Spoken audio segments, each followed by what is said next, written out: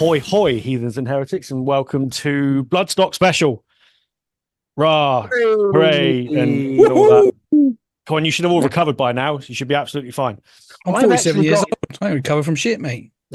I've got a bit of Bloodstock throat going on. Oh well, Bloodstock throat. Yeah. What you got up to over the weekend is entirely down to you. We don't want to know about that. I'm feeling a bit rough in the pipes. Again, you got COVID. Too much detail. COVID from Bloodstock again. We are the usual four grumpy bastards of the apocalypse. Plus Uncle Mike. Say hello, Uncle Mike. Hello, Uncle Mike. Hello, Uncle Mike. Hey. I think everyone can just about remember what happened. This is going to be an easy one for me this year because I wasn't there, so I can just kind of let you lot get on with it, and I'll have a beer. So cheers for that. Everybody, I suppose first and foremost, in general, did everybody have a wonderful weekend? Yes. Oh yeah, always. I couldn't disagree with either of those statements. It was a wonderful weekend. Well, there you go. That's this year's Bloodstock review, and we'll see you again next year. Thanks for listening. Cheers. Weather did the job. I mean, we had light rain throughout Thursday on the journey and putting our tent up, but nothing annoying. And then as soon as that was done, it pretty much stopped, and we had dry weather for all the bands. And the benefit of the light rain was I got to see what Bean would look like as Batman because his poncho was black and flowed out behind him like a cape. It was brilliant. That was the most hastily put on poncho. Put it back to front the first round. Not that I put a poncho on often, but bloody hell, that was an emergency poncho situation early on. I mean, we were still in the car park at this point. It's because you didn't take your hat off to put it on. You got to put it on over your Bloodstock hat. To be fair, with the cowboy hat you wear and the poncho, you didn't look like Batman to me. You looked like something in a sort of Mexican apocalypse. Well, that's the look I was going for. I mean, there's always a fancy dress theme at Bloodstock, and I thought Mexican apocalypse, as much as they didn't formally announce that, I just thought I'd go with it. What was it this year? Was it dinosaurs? It was dinosaurs, wasn't it? Yeah. Yeah, and boy, did the dinosaurs come out in force, man. We're coming to a lot of dinosaurs. There was a lot of dinosaurs. It was good fun. I've seen the videos. To be fair, it does look quite amusing. It always looks funny when you see loads of people in inflatable dinosaur costumes going round and round in circles. So Have you ever seen that film? The Land Before Time? Yeah, I've seen Land Before Time. It was like The Land Before Time, but with massive riffs. Massive what? You broke up a bit then. Riffs. It goes back to 2022, doesn't it? And we were stood in the Sophie stage late on, and I think it was Rain in Blood that was playing, and you could just see the two sharks, wasn't it? They were just going round and round and round and round in the pit. There were sharks, there were velociraptors, there was all sorts. I also saw a diplodocus or a diplodocus or whatever the new word is for one of those now. And it was I've never seen an inflatable one before. It had like fake back legs and a really long head. It was. I was going to say. Did they not do it like a pantomime horse with like two people? No, this is one person in it. There's quite a lot of like fancy dress actually. I didn't see it there, but I saw pictures there of a guy dressed up as a stormtrooper on like the Sunday when it was super hot. He must have lost a few kegs, like just running around in that. There was that guy who's in every pit who's wearing a white suit and a gas mask, and he just kept going round and round the pit, like just moving through it. It wasn't like in the circle pit or anything. And then the guy from you saw him, didn't you, Ant? The guy from you saw him? The guy from the Dev in Camden, the barman. Oh yeah, I clocked him. Completely gold suit, just reclining there in like a deck chair or something like that, just having the time of his life. Looking like an extra from a Shaggy video. It wasn't me. That was good. It was him. It was him, though. No, it was definitely him.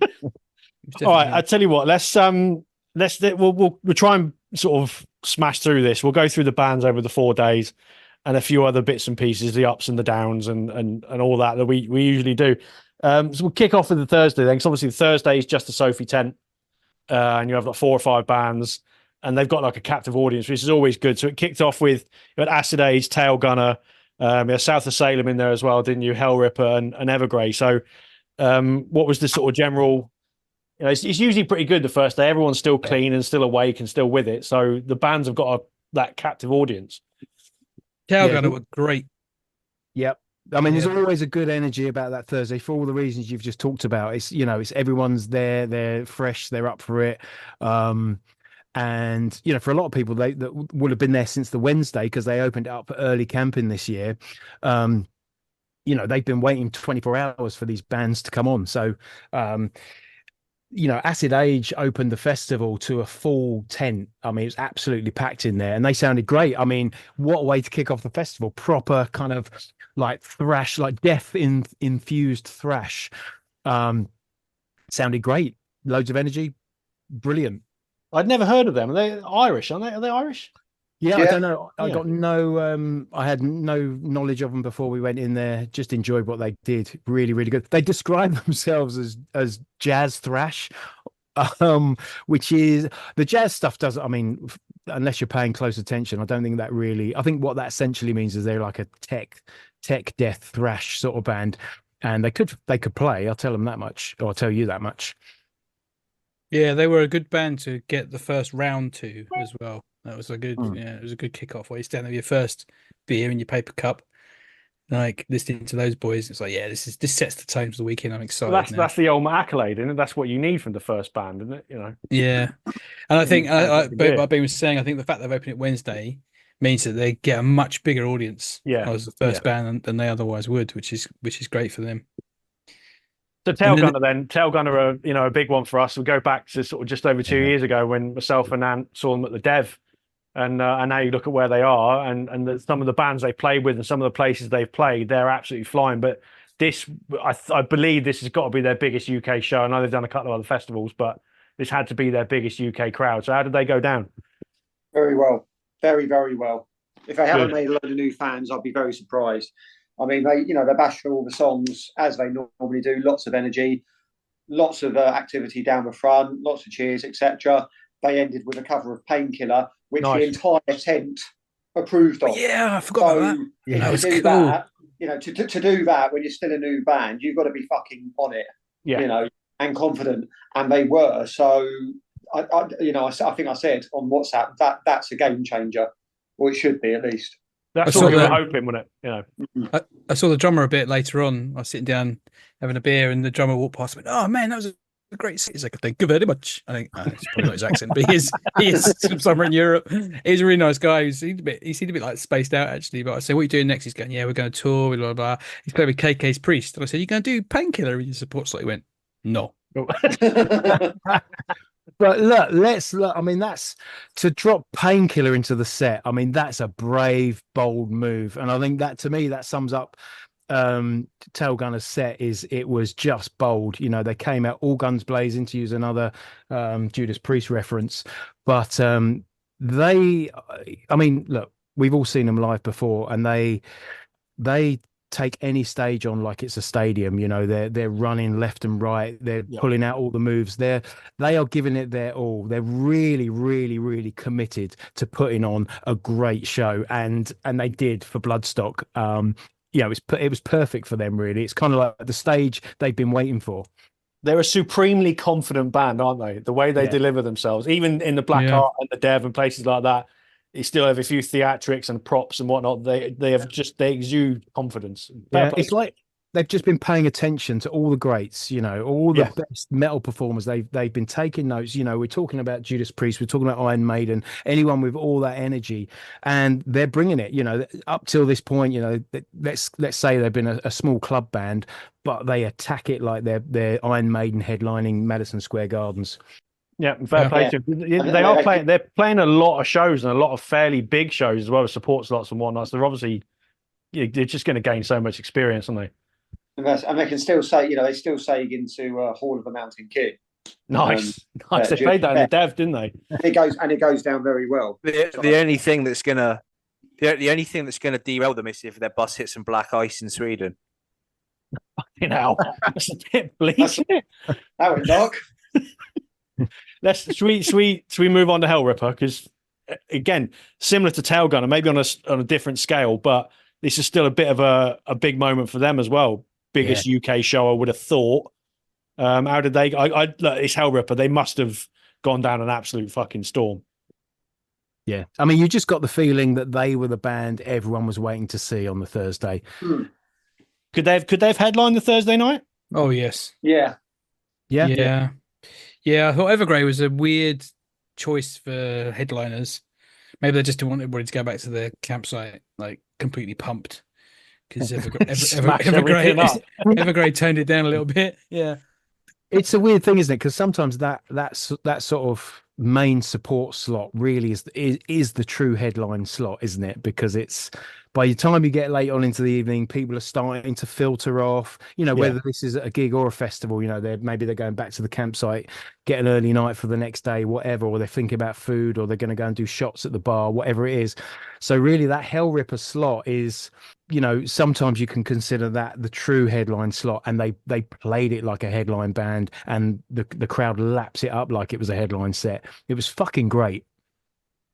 Yeah, they are fucking great, and that's Tailgunner and Hell Ripper, and they're both one of ours. They're British bands, and they're actually getting the stage that they deserve. They're all of these bands. They play to stages like the crowds that size in Europe, but it's never really happened in the UK, and it's about fucking time that it does. So yeah, really good news. Happy about that. I one observation I will make, and this is possibly a personal preference here. I've seen it a couple of times now. We saw the Black Heart, didn't we, in London? Yeah. Last year, which was a small one. Of course, that was full on, and they did their thing.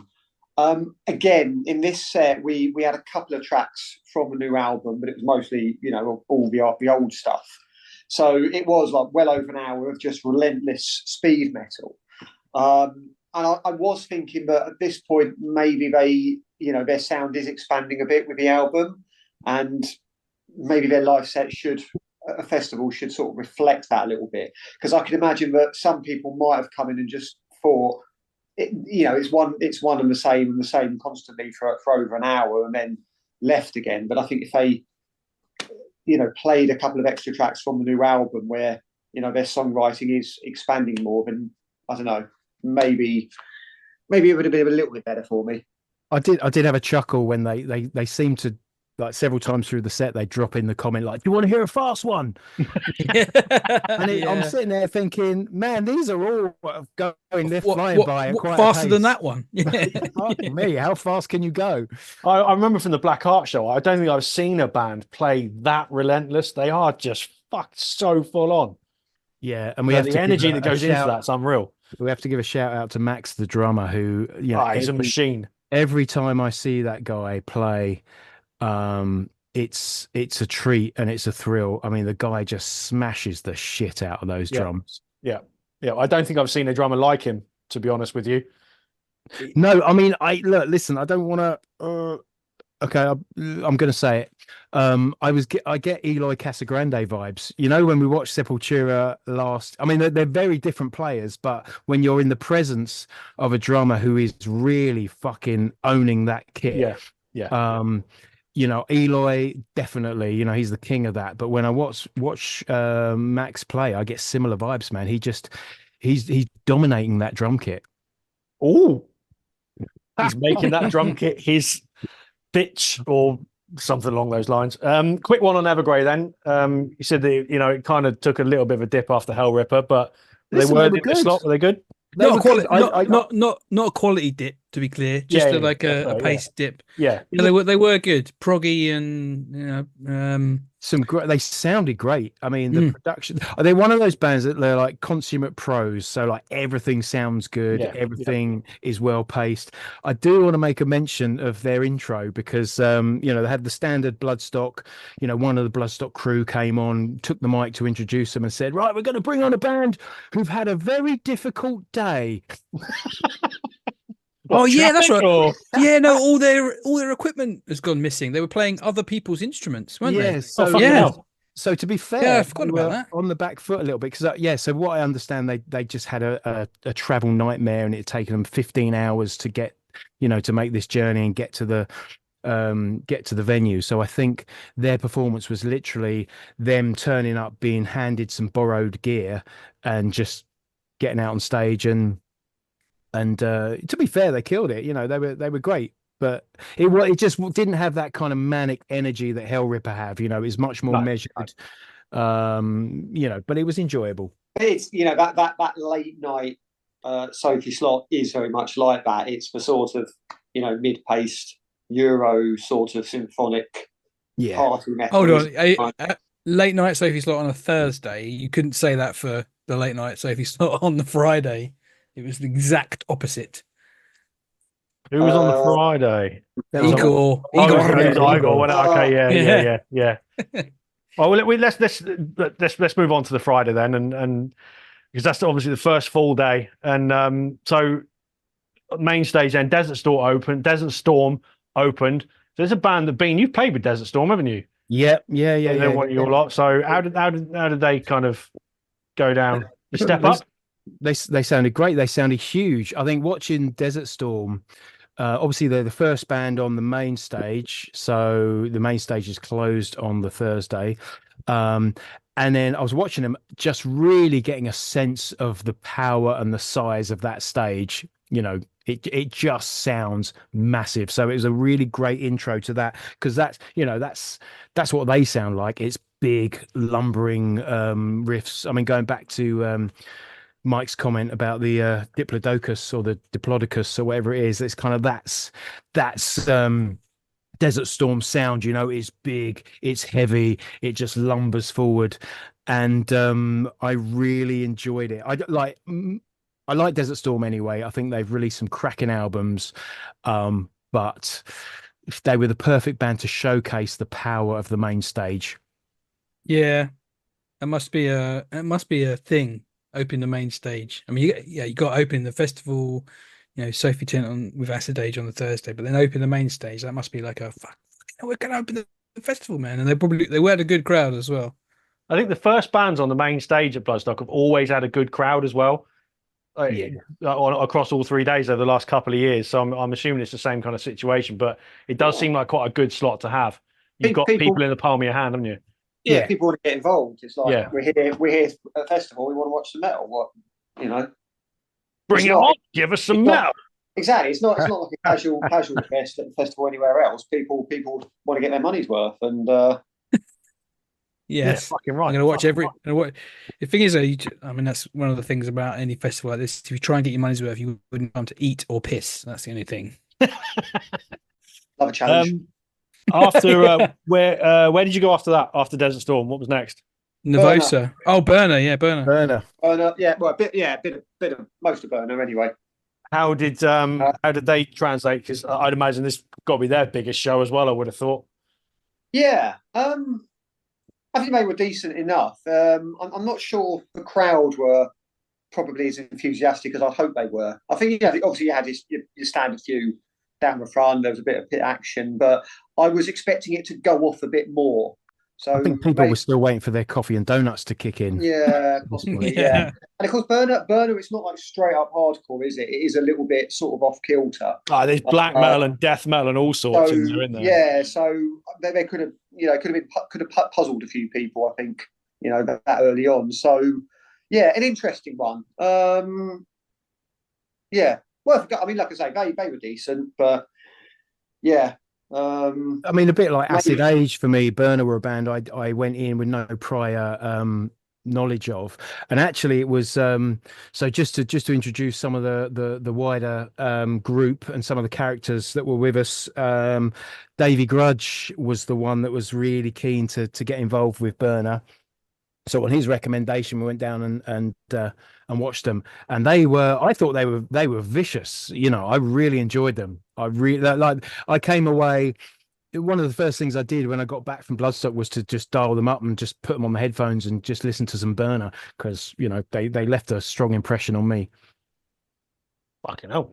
Right, fair enough. I mean, that's good, because they're a pretty fresh band. So I think stepping up to a stage that size, it's possible you can get lost in it, but fair play, because they are fucking savage, and again, a bit like Hellrip, I suppose. They are pretty fucking relentless, aren't they? So that early in the morning.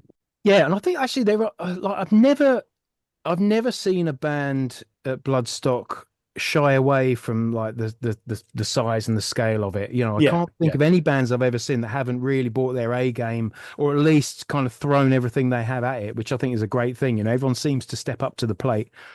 Yeah, I think we've said that before, haven't we? That every band, I don't remember seeing a band at Bloodstock, certainly in the recent years, that have just kind of phoned it in. I think Dimmu Borgir was the only one I've seen that have phoned a performance in. Everyone else has always given it, certainly on the lower levels and the smaller stages, everyone's always gone hell bent for leather kind of thing. Yeah, yeah. Especially like because you know the Sophie stage, there are a few bands on there. Yeah, we all would have seen them in smaller venues. You know, Yeah. we've seen bands in the Black Cart. You know, we might have seen them supporting other bands. So to see them on that stage, you know, that's not a little bar, and to just stride around like they own it, I think is a great thing. You kind of there's almost a sense of pride in that. You know, when you're seeing a band that you've watched, kind of come up through the clubs on these bigger stages, absolutely going for it. Adrenaline kicks in, doesn't it? Yeah.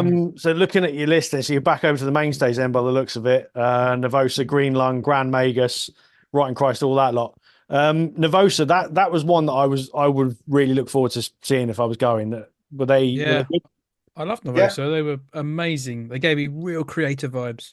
And she did that thing between every song where she didn't use her actual voice, she used her death metal scream voice as well, which just added to the whole flavor of it being creative. Millie does that really, really well. Yeah, it was good. It was tight.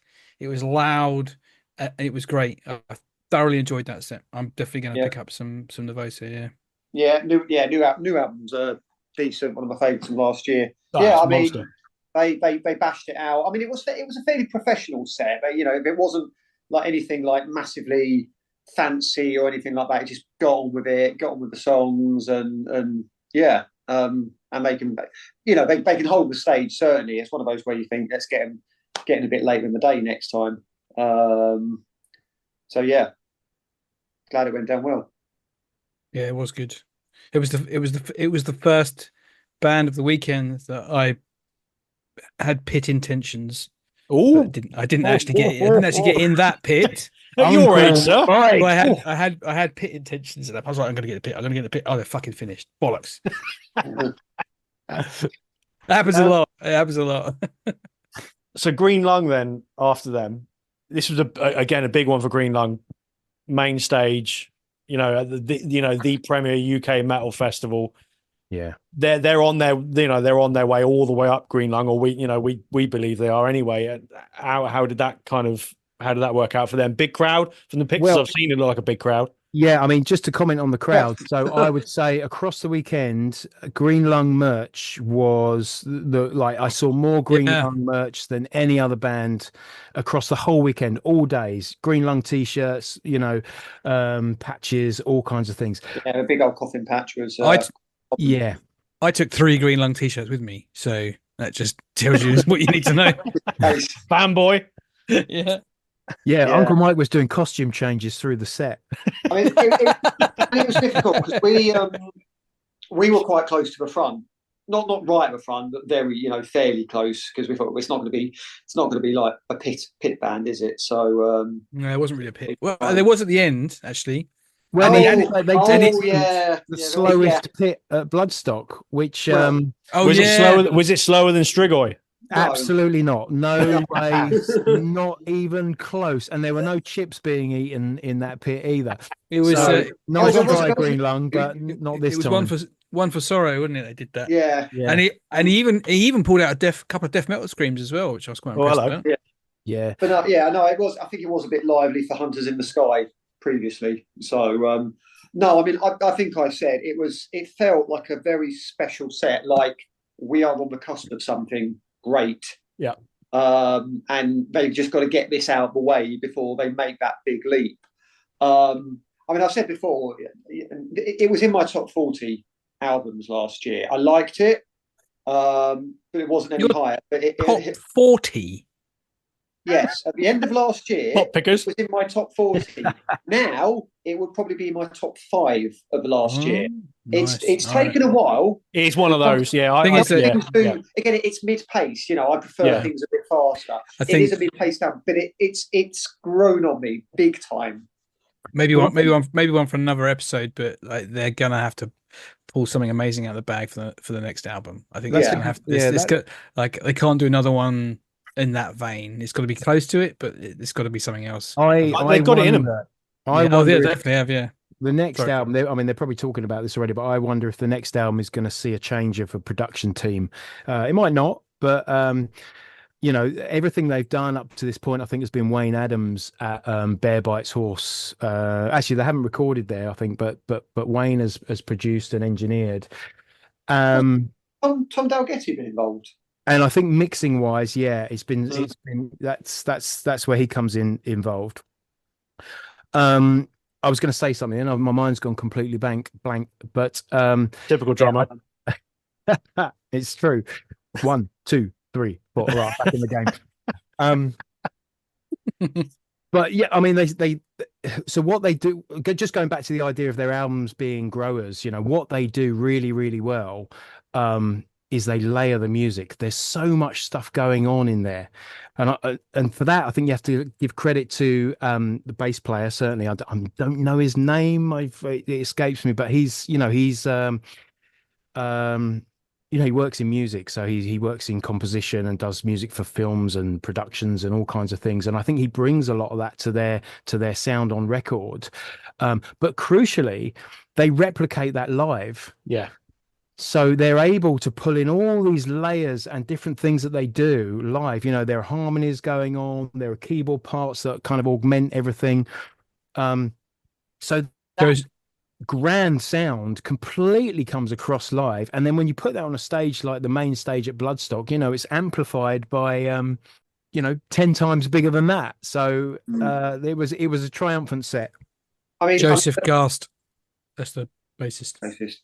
I mean, it's the scope they've got. That's the thing. I mean, 3 or 4 nights ago, I posted on Twitter to say, look, this band, the next could be the next great British heavy metal band. There's something special there. And someone in my Crystal Palace circle who isn't even into metal like we are, maybe the classics, but he saw the folk horror vibe and checked them out and ordered the vinyl straight away, and he's now got that. And it's like that's the kind of appeal they can have. Yep. Mm-hmm. So that's why they're going to break through. I think they have got that appeal. So I mean, they got those two, the 2 biggest headline shows they've done in the UK next year, Manchester and London. So they'll be telltale. I can imagine after that they'll go away. It'll be next album, and if they're not headlining Bloodstock, they're going to be a long way up that bill next time they play. Well, this is the thing. So there's a US tour as well coming up. So that's going to increase their profile. Yeah. One of the other things that I noticed about their set was the amount of people that were at the side of the stage. That kind of growing group of kind of hangers on and just curious people that were just occupying the side stages. That just grew and grew and grew throughout their set. I think that's a key thing about festivals, especially Bloodstock, is that if you get to a band and it seems packed, just go right down to the front, because there's loads of space, like in the middle area. Nobody really collects there. Like the pit will be full, the edges will be full, but if you want a good view, just go down. There's plenty of space. That's what I've always loved about it. The fact you've got that, you can get around, and in between bands, it's everybody disappears, so it's really easy to find yourself a spot. And I fucking love that. It's really easy to find yourself a spot, a smashed up pair of sunglasses and a shoe. Listen, we'll get to that a little bit later. But before we move on from Green Lung, I just thought, to be fair, just to introduce another member of the group, Nikki was with us, and she really didn't get on with that set. So it was just his voice and the fact that he has a very punchable face. I think that was the comment that was made. So look, listen. No shade on Green Lung here. We're just relaying the facts as they were reported to us. It wasn't the worst thing somebody said this weekend, though, but we'll get to that in a minute. Oh yeah. Moving on then. Going up the main stage quickly. So Grand Magus, Rotting Christ, and Enslave are the next 3. So let's have a steer on those. Then what's the jazz? There was no jazz. It's a metal festival. Oh, no jazz. But there was jazz thrash on Thursday. It was good. Yeah, Grand Magus was good. They did what they always do. It was a good magical set. If you, It was fucking solid. Like those three bands, I think, like Grand Magus, Rotting Christ, and Slave. It was just a real kind of solid. I don't know what kind of couple of hours at the main stage there. Grand Magus sounded big. They sounded thick. And they just played music as well. There was no fluff in between. They just cranked out the songs and three-piece as well. Yeah. Love a three. We always love a three-piece. Yeah, and they sounded huge. Like for three musicians on the stage, to all intents and purposes, they have a similar sound to Green Lung in that it's just big stoner rock, yeah. But they made as big a sound with just three musicians there. So credit to them for that. How did Rotting Christ go down in the sun? I thought they were great. Yeah. I thought they really, really, they surprised me. I went in there wanting to see them, expecting to enjoy it, but I enjoyed it more than I expected to enjoy it. I think that makes sense. Very good. That's the worst Yelp review I've ever heard. That's it. That's basically 60% of the time it works every time. Yeah, basically. yeah, Mr. fucking Sex Panther. Yeah, I mean, I was just trying to say I had a good time. Enslaved were probably one of the bigger draws then, weren't they? So I know, and Heimdall was a big one for you last year, and you missed that London show that Bean and I went to. Yeah. Did they live up to expectations? Yes, and it pissed me off even more I didn't see him in London because it was just frustratingly too short for me. Yeah. Basically. I mean, they were great. They were tight as anything. I mean, it was a decent chunk off a new album, which I'm very familiar with, and of course a couple of classics off Below the Lights. Yeah, I mean, performance-wise, absolutely nailed it. Totally professional. Great to see. Definitely have to see them again. Like do their own headline show. Wonderful band. Yeah, it was quite like in comparison to the Islington set, it was quite jovial. They seemed quite. I don't know. There was this good humor to it, which I mean, maybe it's because we were out in the sunshine. It was sunny, yeah. But it's just interesting. I mean, it didn't detract from their performance at all. They sounded phenomenal, and like to be specific, they sounded phenomenal. As in the production there, the sound was pin sharp. It was great. They sounded great in London, didn't they? To be fair, earlier this year, it just sounded huge. One of the things I did notice about nearly all of the bands, though, is the first song and a half sounded trash, and it wasn't. And then the adjustments are made, and that was. I mean, we'll get to it in a minute. But that was especially clear for me for Clutch because I was like, Jesus, these sound terrible. And then at the end of the set, I was like, yeah, this sounds great. And it was the same for most of the bands, but they kind of dialed it in the end, and that's the main thing. That's the pitfall of festivals, though, isn't it? It's that little bit of warm up. Their sound check is essentially their first song, isn't it? So it's tricky that. Wolf, I know, voice reading. You were really looking forward to them as well, weren't you? So they live up to expectations. I caught 20 minutes of them because I did clash with Enslaved, which I didn't realise. They were okay. Heavy metal, innit? Yeah, again, straight up heavy metal, no nonsense. But they were all right. Didn't really draw the crowd.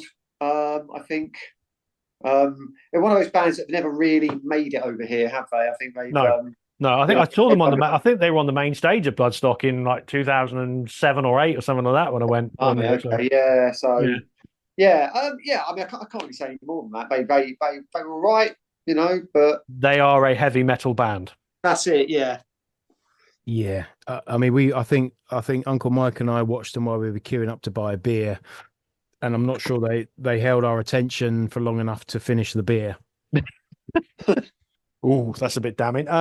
Right, Hatebreed. This was a big one, I think, for a lot of people. Padre was right. Padre was right. Yeah, we've said it before, and again, I said this on the previous episode. But when they first played Bloodstock in 2009, I think 2009. They fucking destroyed it, and they've been back 3 times now since. So, is it as good as everyone is saying they were? Yeah. I mean, I was having an eye about whether to watch the full set, catch a bit of them, and then, do something else or catch a small band. Because I've always liked Hatebreed, but I've never loved them. I've saw them a few times back in the day. Those first 3 albums were good, but they've never been a band I've enthused about. But it was one of those where I think I passed we got some beers. I thought, I'll check them out now. They started, and that's one of the best festival sets I've seen in a very long time. Yeah, they opened with a video of a bunch of artists like talking about their it's because it's their 30th anniversary, right? So there's Ice-T and a bunch of people going, "Hatebreed, man, 30th anniversary, well done, yeah." That went on for like ages, but it really kind of like buoyed the crowd up. Everyone was like, "Fucking shut up, just Hatebreed on, I want fucking hell." even me, right? And they came on and just fucking like smashed it. It was so good. It was honestly good. They talked about, they were like, I can't remember who it was who had the biggest wall of death ever recently at a festival, and they were like, "We're not going to do that."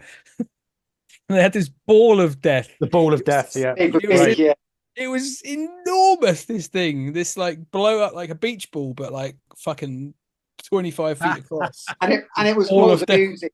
Of course, it's supposed to sort of get bumped around above everyone's head, and it just kept going to one side of the stage, our side. It got stuck. I think it was the wind. I think it was the wind blowing over there. People are like doing this; it's just spinning in one place. Did I read that it disappeared over a fence into the VIP area at one point? Probably. No, it got stuck in like I suppose like the photographer's pit, like not right in front of the stage, but off to one side. It bounced out, and everyone was like. Rah! And then it kind of really struggled to keep the momentum going, and just sort of went off to one side and just bounced around in the photographer's pit. It made it out eventually, but it was an intense set. Like that guy is I mean, I've only listened to the albums, I've never seen them live, but that guy, what a front man! Like he's one of the best. Yeah. He owned that stage. He's walking around, and I couldn't because there was some videos of their past, and he seems to have like had several different styles, like a completely bald head, and then hair in one, and then no hair in another. And he came on, I had no idea who he was, and he just like I don't know how old the guy is. If they're on their 30th anniversary, he's got to be in his 50s, right? But he was just he's about your age. When Hatebreed started, he was putting on hardcore shows in Connecticut and that when he was about 14. He's about my age. He's a proper lifer. How old am I, Steve? He's Benjamin Button. You're 34. He's Benjamin Button. Yeah, that's good. The whole band were like they were just like sleeping around, full of energy. Like the sound was tight. It was a lot of bass. There was a lot of bass, and anyway, it was dialed in properly from the beginning of the set. So contrary to what I said earlier, it was like from the beginning of the Hatebreed set, it just sounded great. But they were like the nearly the headliner band, penultimate headliner, right? And so outside of the headline bands, they had the biggest crowd of the entire festival easily. Yeah. I mean, what really surprised me actually is the amount of bodies that there were down the front. But there was circle pit action, but there was no beat downs from what I could tell, because there were so many people down there just wanting to enjoy it.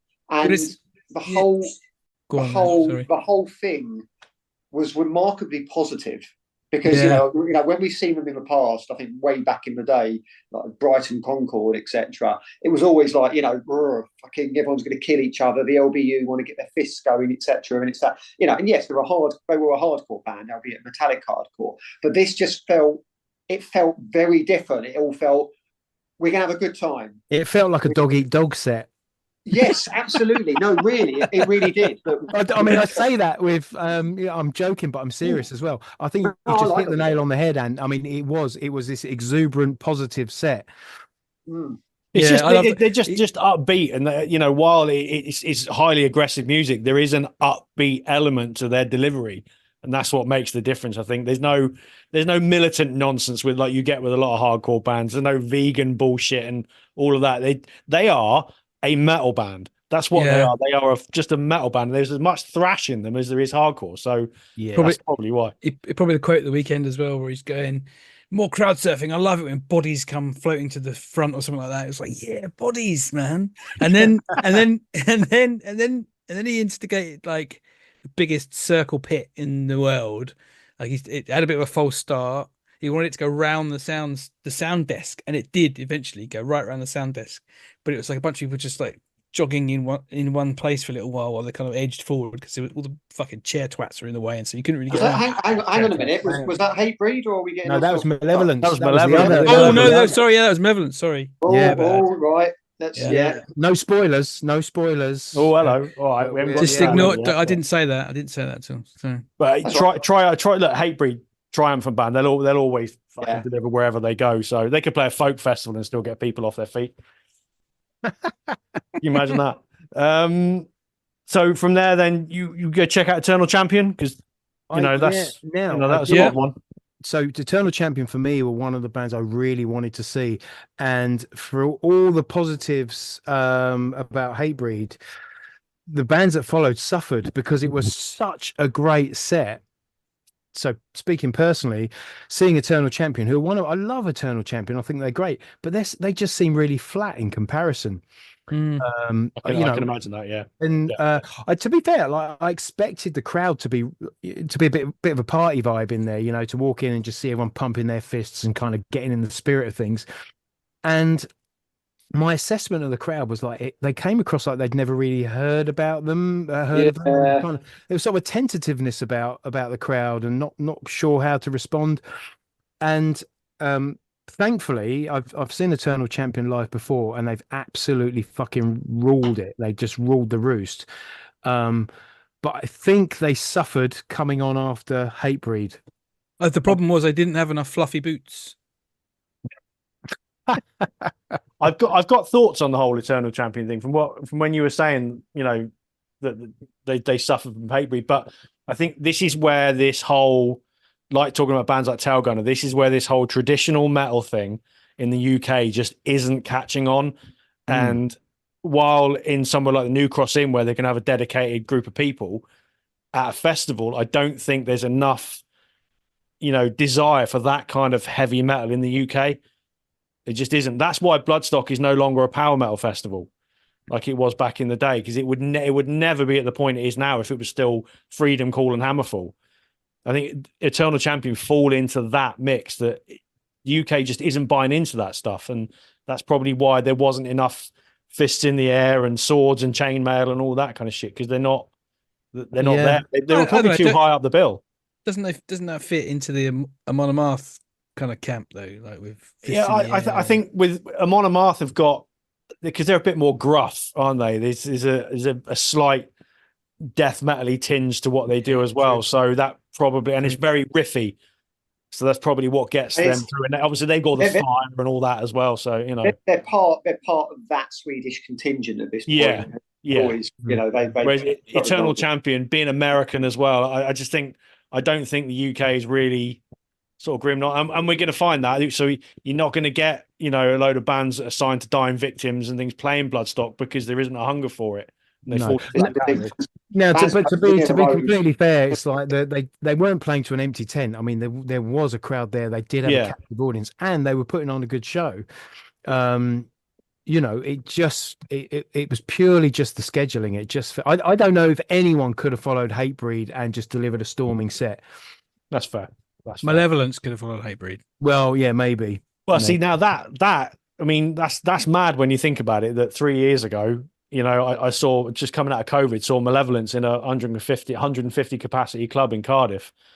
And now you're saying that they could be playing above Hatebreed, one of the bands, one of their biggest influences. So that says it all about how far that band have come. But we'll get to them. Who was up next after that? And who was up next after Hatebreed? Some Washed up bluesy kind of. No, not careful. Be careful now. A band I don't care for. Plunge. A band he doesn't care for. That's all the words he used. I mean, put it this way: I'm surprised that Mike actually was willing to give me a lift back. Yeah, so let's just. It's a good job he didn't slag off Green Lung as well. We've got some very big Clutch fans amongst us, and some different Clutch fans amongst us. Yeah, they were great. I saw it last time I saw them was in Brighton, and it was a storming set there as a headliner, and their first song and a half sounded trashy and bad, but it worked. Like it kept me going. And he had probably the second best quote of the weekend, which was while I was packing my bag a couple of days ago to come to here, I was like, I don't need fucking sunscreen in the UK. And there he is on stage, bollocks all his sunglasses on. He They did a burnt. great job. Like I always look at the guitarist in that band, and I think like, fucking hell, man. Like, it's like he spends the entire gig staring at his guitar and not moving from one position. And Yeah. because Neil Fallon just makes up for everybody's movement as well. But that drummer, what's his name, Bean? Fuck, my mind's gone blank. But That's not his name. That's a silly name. Anyway, no. yeah, he's one of those ones that just oozes competence and oozes power. And just He's a smashes it. fantastic drummer. He is a fantastic drummer. I'm And they looking were- up as we speak because I feel like and- a twat for forgetting Yeah. that. They were good. They just did a clutch set, and it went really well after Hatebreed. It was like a little bit of a an amuse bouche before the cleanse. before and a cleanse before the easy John into Paul Opeth. Gaster. That's Sorry. it, John Paul Gaster. That's Yeah. right. But they did. There's one song. It's Barbarella where he plays the guitar, Neil Fallon the singer, and they gave him a guitar, and it was like, this doesn't work. And then he was like, technical difficulties, this doesn't work. And he started playing it. He was like, this sounds wrong. Fuck, it's good enough for rock and roll. And then just launched into the song like, fucking yes, mate. That is exactly what you want from a bluesy rock band like that. It's just fucking nail it. And it was, I thoroughly enjoyed that. Like up there with Green Lung for me. But Yeah. what did the voice of reason think of them though? I don't Was know. I was somewhere else. Oh, he went, fucking hell, all right, fair enough. He Did you was go- having none of it. Did you I watch was Did you watch the Vintage Caravan? Because I missed that. I did, yeah. I caught off our Vintage Caravan actually, and What were they like? they were all right. Yeah, they were. I haven't checked them out further since, but I do mean to. But again, that was my sort of palate cleanser, I think, post Hatebreed, really. But I think I went back to the campsite just to sort of shuffle about a bit and then drop things off, get my hoodie. Have a wank. Oh god, no, too dirty for that. But again, very, very old school sort of classic rock, bit of a hippie vibe. The Swedish, I think, bit of a Grateful Dead sort of thing going on. Just refreshing, just solid. Swedish Clearwater Revival. Potentially, yeah. Yeah, that's pretty Had a close. solid- from my had listening. a solid crowd in the tent. So fair A play. solid crowd, unlike all of the Defecation that weekend, which wouldn't have been solid at all. Ugh. Ew. Well, while we're talking about the best quotes of the weekend, I think now's the time. I think the winner for that was our friend Nikki, who I think one morning, I can't remember which one it was exactly. There was a chap sort of camping near us who walked past our tents to get to the venue. And one morning, the first time we met him, he had a magnificent couple of bullet belts on. And we said hello to him. Wonderful bullet belt, wonderful, etc. Got chatting to him, and Bean brought up Blackadder. I don't know the exact quote, but there's a quote. Look, I can. So he was wearing 3 bullet belts, and bless him, Mike noticed the belts and made a comment saying, "How many bullets have you got on those belts?" And then bless him, this guy, he started to count them. No. He wrote it down, and he started to count the bullets like, oh right, okay, 1, 2, 3, and then Mike straight face just said, well, I'm sorry, but that's at least 5 bullets over the allowance. And this guy, like the penny hadn't dropped that Mike was just kind of toying with him and just having a joke, bit of Bloodstock kind of banter just to get things going. And he looked really shocked. Anyway, the penny dropped, and I said, and then he said to me, he goes, oh right, yeah, I used to have a bullet necklace as well. And I said, did it have your name on it? Making a reference to the Baldrick gag, right? Where Baldrick owned the bullet with his name on it. Okay, so this, yeah. I'll let Anthony goes forward. And then he says, quite innocently, it's like something like, "Oh yeah, Baldrick was my nickname at work," right? What? And Nicky sitting down watching it just looks at him and says, "Oh yeah, I can see that." and then hid under her umbrella, like pretended she wasn't there. Oh man, he was a Nice legend. one, Nicky. Nice one. Yeah, It was pretty good. I want to give a shout out to Baldrick because on the last day we said goodbye to him, and he'd had a brilliant time. And he said it was his first crowd surf, that Bloodstock. Oh, legend. Yeah. I He was think a lovely guy. he was there on his own, I think. So Yeah. I just kind of want to give a shout out to all those metalheads that do that. It's like it's so important. They'll pack up a tent, they'll get on the coach or however they get there, drive themselves and just have a weekend in a field, camping out, watching bands, and you know, they don't need a crew. Maybe they make some friends when they're there, but it's the power of the riff compels us. Oh yes, Baldrick, if you're listening, we apologise for not remembering your actual name, but it was a real pleasure to meet you. And that's what matters. Yeah, that's what matters. All right, then from Baldrick to Swedish prog. First headline of the weekend. We need to rattle through this a little bit. Not that they know how to do that.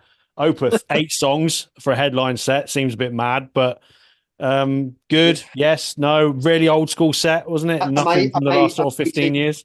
Amazing as ever, as tight as ever, as dry humour as ever. I just want to give a shout out to the Voice of Reason, because on the Bloodstock preview episode, he made the quote, or he said the comment, they're not going to play anything for the last 15 years, which is precisely, yeah. But they did though. Yeah, and no, but that was the comment that he made from the stage. Oh, yeah, he said, he said, this is the fans choose the music set, and clearly we've done nothing good in the last 15 years. So a Voice of Reason, you called it. You called it preview. It was great.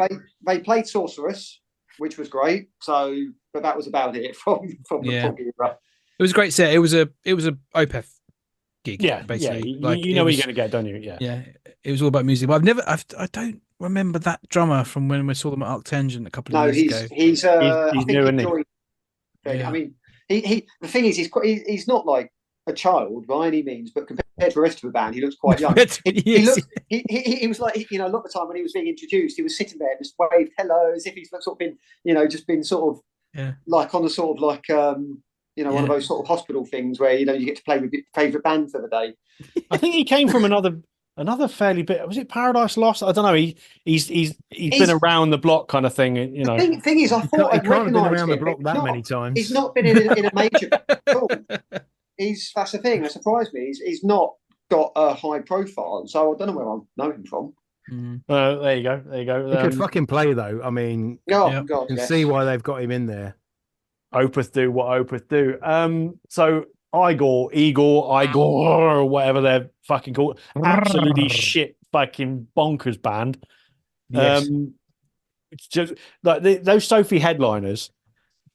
Over the last couple of years, there's always been something a bit mad, and there's been a drinky one, and then like a bit of a legacy one kind of thing. So I suppose Igor are the mad one. So how did that kind of work out? Because they're not exactly what you would call accessible. No, not at all. It was absolutely packed. I mean, there was it was like everybody in the festival tried to get into that Sophie stage to see them. And they just delivered a set that was, just as nuts as you've just described. It was exactly that. It was like, it wasn't a set so much as kind of one piece of music that just sort of drifted and changed. Well, it didn't drift, it was intense, but it was like songs didn't have endings or beginnings. There was the phrase that was running around in my head as I was walking back to the tent after watching them was essentially just a mishmash of break beats and blast beats. Fucking hell. And it was just kind of that, you had samples, you had turntables, you had riffs, you had black metal, you had absolutely everything. Anyone that's familiar with Igor will know that's how he rolls. And that's what he delivered. But I didn't watch the whole set. I took in a good sort of 20-minute chunk, and then I was like, that's probably as much as I need to see. But it was quite something to watch. No criticism there. It's just, it was fucking intense, but yeah. Well, they headlined Arctangent last year, so they've obviously got a big, a pretty major following in the UK. So, I suppose it kind of justifies their position. Well, I want to rattle through this a little bit now because we've already done a fucking hour. We've only done a day. Why don't we do a 2-part Bloodstock review? No, we can do it all in one. We always we always fucking we always do this. Get this all done in one. We'll be fine. We'll be fine. I'll rattle you all through Saturday because there's some key ones I want to pick out more than anything.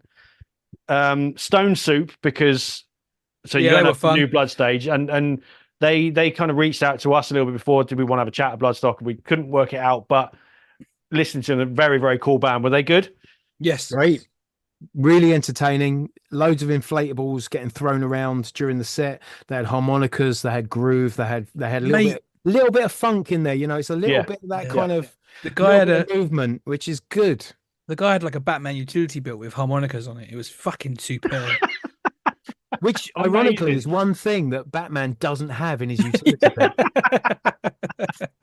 They're very cool. The album's really just proper bluesy swagger, and I really like them. So, it was a good start. Good start to Saturday. They were a highlight. They were good. Yeah. Crypta on the main stage then were a big one. I know for all of you. So were they good?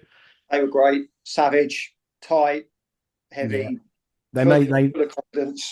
They made a fan of Davy Grudge, who I think went and bought a T-shirt as soon as the set was over. Fair play, old man. Yeah, he was adorned in Crypta merch, but they were great. Yeah, fucking savage. Great band. Forbidden, did you all catch them? Yes. Yep. Yeah, that was great. Legendary thrash band. They're one of those thrash bands that kind of almost get forgotten a little bit because they're in that sort of next level down. But I remember seeing them at Bloodstock in 2009, I think it was, and again, not knowing much about them, they were just great. They just delivered it, laid it down hard, thick, fast, and they were really good. So did they go down well? Decent crowd and all that jazz? They did, and it's worth mentioning double legend because they had Chris Kontos of Burn My Eyes on drums, you know, absolutely killing it. Singer, it's not the original singer, is it? It's I think he's by their in their timelines quite a new guy, but fucking hell, he had the pipes. He had some pipes, yeah. It's that kind of, it's that sweet spot of like thrash, but with singing, kind of like the Anthrax thing, where it's kind of, you're still hitting those high notes, still get to do a little, the old, freaking have some. Unleash the Archers. Now, that's a fairly major one. So this is I'll hand this over to the voice of reason because they're one for you, Canadian gods of treacle or whatever it is they are. I mean, you want to talk about a pair of pipes, and Britney's voice was something else. I mean, I had a bit of a problem with the sound for a lot of the set. I think it got better as it went on, but certainly the sort of trashy sound seemed to be quite prevalent early on. But yeah, I mean, her voice is something else. She can absolutely knock those soaring vocals out. Performance-wise, they were great. Really going for it, doing all the necessary. Really enthusiastic. Decent crowd, really enthusiastic themselves. I was on the edge of a pit. There was a sort of, I don't know what it is. It's not a can, but it's where everyone sort of joins arms and sort of does one foot forward, then the other foot forward. I don't know, some sort of. That sounds like a can to me. That sounds like a can, yeah. It's a bit more lively, isn't it? It's one of those sort of like, it's almost like a mix between the can and the hokey cokey. I was going to say hokey cokey is the only other option, isn't it? That's going to be the next record that they set at Bloodstock next year. The biggest hokey cokey. Circle hokey cokey. They were enjoyable. Certainly worth coming over. They certainly seem to be quite popular from where I was standing with a lot of people. And again, I'd like to think they gained a few new fans with how they do their thing. Well, on that note, I'd say so. Both Nikki and Davey were very cynical when they came on stage, and there was a kind of like arms crossed. Right, we're going to give them one song, and they stayed for the set. So, I mean, neither of them said they enjoyed it, but they did stand there. They tolerated it and watch it. And to be fair, like I think they leaned into the heavier stuff. So I'd say. I'm not overly familiar with their material or their back catalogue. I like what I've heard, but it was quite, there's a lot of double bass drums going on there, a lot of riffs, a little bit of that kind of where they go into that death metal gear with the vocals as well. So that's interesting because I must admit I prefer their more melodic, big chorus kind of stadium rock almost type thing rather than the heavier stuff. So that's what makes them unique. But I think it was a good set for Bloodstock. Yeah, that's the thing. I thought I hoped they would have done one of their sort of more power ballady ones, just to, I suppose, get that appeal out to people, maybe just to catch people's ears who might have not been paying attention. But if they picked up a few fans, then that's kind of what matters. They're back in February, so I'll be going to that hopefully. Yeah, I'll definitely be up for that. They were one of those that I was intrigued about seeing if I'd gone. So I'll definitely be up for that. I assume you all watched Deicide. Yes. Yes. Did they do any acoustic, any ballads or anything like that? Kind of, love songs. Yeah, Glenn Benton read a poem that he'd written. Imagine that. You say that, but Glenn Benton did seem slightly chipper. Yes. Chipper? Yeah, he was very happy to be there, wasn't he? He was not a completely miserable, grumpy fuck for the whole set. He was like, "How you doing, guys? It's really fucking sunny. Let's crack on." Yeah. Which is I love Deicide, and I thought they were great. It's this big dollop of fucking something grim and ugly right in the middle of this sunny afternoon, but worked for me. Yeah. And my favourite moment was just at the end of the set where Glenn Benton thanked the crowd by saying, "Thank you very much." Well, you've got to do, if you're going to do it, you've got to do it in a death metal growl, haven't you? Yeah. Right. So podcast favorite then, Flamebearer in the EMP stage. I've seen a couple of videos and photos and whatnot, and it looked like they pulled a pretty sizable crowd in there as well. Tent was full, and they threw everything they absolutely had at that performance. Yeah. Well, this is the thing, right? So Flamebearer, we've seen them a few times now, and they always give it 100%. But even I was taken aback by how much they amped up that energy. It was like they knew this was their moment. They knew this was an opportunity to really capture an audience, and they absolutely went for it and fucking delivered. It was really good. Yeah, I knew it was going to be good, but it was just watching the crowd respond to them, and the energy of that band was really something beautiful. And they'll be back at the festival. I am really confident they'll be back. Party band, aren't they? So it works, doesn't it? He's one of my favourite frontmen out there at the moment, Andy Valiant. He's just you can't take your eyes off him. Yeah, can you? I mean, even if you tried, I don't think you could, because he's everywhere, and he's large and he's sweaty and he's naked, but. He knows how to just walk that line of entertaining and like I don't know, there's this kind of slightly, I don't even know what the word is, but there was a moment in the set where he went up to someone in the front row and just held their hand, but it just held onto it a little bit longer than was perhaps comfortable. While he's belting out the lyrics, but it comes across as like I don't know, there's so much in those moments. It's entertaining, it's connecting, it's confrontational, but in a kind of a really positive way. It's very cool to watch. I can't remember his name, but admittedly I didn't catch him live myself, but from what I've read about him, there seems to be a little bit of a singer from Les Savy Fav about him. Right. Oh, fucking hell, that's throwing it out there a little bit. Yeah. That's not a name I've heard since the days of reading Kerrang magazine back in the days. Mm. But apparently that's what he did. He did a lot of that. He was very unpredictable and very interactive. So and Andy Valiant he's interactive is definitely the word. But look, fair play. Like I said, from the videos I saw and the photos I've seen, there was a big crowd and everyone seemed to be getting into it, and that's what we want from a band like that, because they deserve all the opportunities that came their way. So. Up onto the main stage then for the last couple. Was anything I've missed from the Saturday that any of you saw? Not that I saw, no. Seems I'm relying on you and your notes. I think Voice of Reason was more, he was roving about a bit more. Well, he does get about like a cheap hooker. Yeah, no, there was no one else I can talk about. In that case, I can only deduce that you were at the donut stand. Well, no comment. If it's gonna be that kind of party, I'll put my dick in the mashed potato. Malevolence then. So this is a bit like, this is the third time Malevolence have played Bloodstock in what, 4 years? Third time in 4 years, isn't it? Because they did the first post-COVID one. They headlined the Sophie stage on one of the nights in 2022, which was massive, real triumphant show. Yeah. So this was like another big sort of step up as sub-headliners, playing in a higher billing than the band that influenced them the most in Hatebreed. But I've seen all the videos, I've seen the stories, the massive circle pit, all of that. They stepped up, I'm assuming. No, they bashed it out of the park, man. Yeah. Well, listen, Yeah. Mike he passed the threshold and went into the pit. Oh yeah. hello.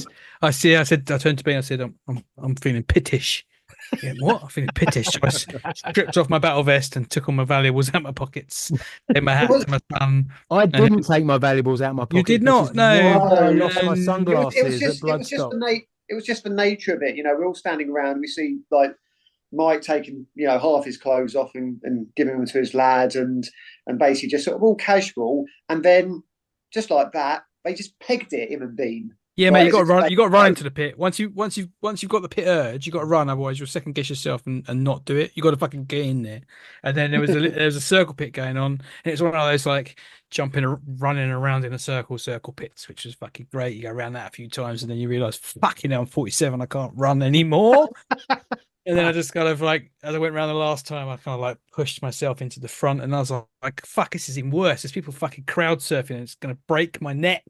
But anyway, it's like I love getting in a pit. It's just much harder now I'm older, but like a good pit is like if you're into metal, you've got to get into the pit, because that's where you fuck, I don't know what I'm talking about now, but that's where you really feel it. That's like where the power is. Like it really adds something extra to going to a gig, is when you get in the pit and you're like jumping around. Like it's better when you're at a festival, because everyone's not quite as sweaty as you are in like a closed venue gig. It's the release, isn't it? It's the release. That's where it comes. It's like, all the riffs are building up the tension, and if you really want to let go and you really want that cathartic moment, then you just have to go and throw yourself into the fucking hurricane.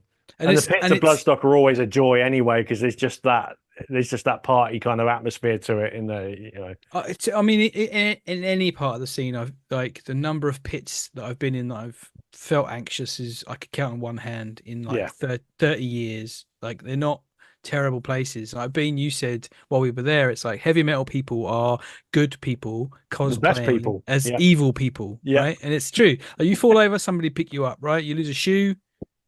Well, I did both of those things. I lost a shoe and I fell over. So there was a moment in the Malevolence pit where I was trying to go upstream, right? So my shoe came off, and I'm like, fuck, I could see it like about 4 feet away behind me. And I'm trying to go against the pit, against the circle to get the shoe. Because in my mind's eye, I'm just imagining someone goes, a shoe. That looks like a good thing to throw. Pick it up and toss it. So I got it. I'm putting it back on my foot, and then I've taken a tumble. I've just rolled into the dust. But just to Mike's point, I didn't feel in any danger, because the golden hand is going to reach down and pick you up and just lift you to safety, and then you're on your way. And I could hear beautiful thing in the world. I remember hearing the voices going, whoa, whoa, whoa, hang on, whoa, slow, and just being picked up, just taken out the dust and sent on my way. I mean, there's always the possibility you're gonna get an elbow in the eye or a knee up the arse or any of that kind of stuff, right? But none of it is on purpose. It's just because people are fucking running around in circles. Yeah, right? exactly. So, I mean, and it is the best feeling. That unwritten rule of the go down, you pick them up. It's just the best thing in the world. It really is. From anybody from the outside would never understand it. No, it looks terrifying. Exactly, exactly. But it's just sometimes it's just the best thing in the world. It's just fucking great. Okay, so Saturday headliners, possibly of the three would have been the more sort of controversial choice as a headliner for your Bloodstock purist, maybe. But Architects, now I like Architects, really like them. I've only ever seen them once in a little club, but they were great. So I'm sure with a full production, I've seen a couple of iffy reviews of them, that they were a little bit arrogant and maybe didn't quite step up as maybe they should have done. But I don't know. What's the point of view? They were great, and I don't understand that review. There you go. The show was decent, or was decent enough as it needs to be. They got on with the songs. They sounded fucking huge. They were heavy. Lasers. Yeah, exactly. Fucking lasers. I mean, no offense, but if you're a band like that and you're headlining, a 20K festival, you're allowed to be a little bit arrogant, for fuck's sake. That's fair. And they do have a bit of attitude about it. I mean, they've been knocking about for years. They paid their dues. I thoroughly enjoyed it, and it seemed to me that the crowd did from where I was standing. Well, Saturday was sold out. The day tickets, That must say something. I tell you, yeah, there was a moment when we were walking through the field on Sunday, and I said to Mike, it just feels a lot emptier today than it was, Sunday did yesterday. So that probably plays out. I didn't actually watch Architects. Sorry, you didn't. What were you doing? No, I was drinking at the tent. I was going for the Bloodstock drinking at the tent experience while Architects were playing. It was one of those moments where I had every intention, for obvious reasons, but beer tastes really good, and sitting down and beer tastes good. Is really nice. Feel bad. Sit down. Yeah. Don't get back up again. So we I was confident because I knew Voice of Reason had gone down to Checkham, so he was our roving correspondent. We could hear them. We could hear them from the tent. It was fine. I suppose that's the beauty of Bloodstock, isn't it? Wherever you are on the campsite, you can hear the main stage. So and we saw the lasers. That's part of the experience because the campsites are buzzing. Like even you can walk through like any time of the day, any time of the night. Whoever's playing on the stage, there's always still going to be people in the campsite. Yeah. Making their own fun. There was a bunch of people in the tent who were in the tent every time we walked past. Like no matter what time it was, and even people who would like pop back to get something from the tent, and like they were still there. Some people do that. I mean, we've been there, over the years, not necessarily Bloodstock, but pointing this out to Nicky, there was one tent I always had to walk past before I got to Fallouz, and whenever the chap was there, which was quite a lot, he was always sitting on the chair reading not just one book but a second book. He finished the book during the festival and started a second book. Well, I was getting a cup of tea after we packed up and we get ready to go. I got a cup of tea, and I was standing in the queue, and there's a geezer there, like full battle vest, like bandana on, earrings, bangles, that kind of stuff. And he was chatting to the woman behind the counter, and she was going, "Oh, who do you see?" He says, "Oh, I don't care. I don't give a shit who's on the bill. I just come because I have a lovely time." That's great, though. That says it all about the festival. You can go and do that and enjoy it. Not everybody wants to go and see 40 bands over the weekend, so I get it. We've done it. Reading back in the day, in the early 2000s, we spent most time on the campsite, and you see 5 or 6 bands over the entire weekend. I think I would do that if I wasn't such a metalhead and wanted to see all the bands. I end up at the end of the weekend, I'm fucked because I've been bouncing between all the stages. It's a lot, isn't it? You cram down a hot dog on the way. I got to see as much as I can. It's not that I want to get value for money, because wherever you do, it's value for money, because it's not an expensive festival really.